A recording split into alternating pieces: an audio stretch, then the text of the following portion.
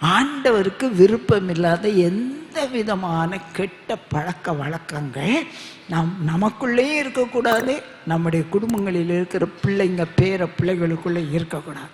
ஆண்டவர்கிட்ட சொல்லணும், ஆண்டவரே எங்களுடைய வீடுகளை எங்களுடைய குடும்பங்களை நீர் என்ன செய்ய ஆண்டவரே சுத்திகரியும், எங்களுடைய சரீரத்தை சுத்திகரியும். நம்ம சரீரத்தை எடுத்து பார்க்கும்போது நமக்குள்ளேயும் பொல்லாத இருதயம், மற்றவர்களை குற்றம் கண்டுபிடிக்கிற இருதயம், பெருமையான வாழ்க்கை, மற்றவர்களை நம்முடைய வாழ்க்கையில் குறைத்து அற்பமாய் நினைக்கிற காரியங்கள் எது இருந்தாலும் கர்த்தர் இந்த நாட்களில் அதை மாற்றி கொடுக்கும்படியாக நம்ம ஜெபம் பண்ணி அவருடைய கற்பனைக்கு கீழ்ப்படிந்தார். ஆண்டவர் கொடுத்திருக்கிற வாக்குத்தத்தத்தை என்ன?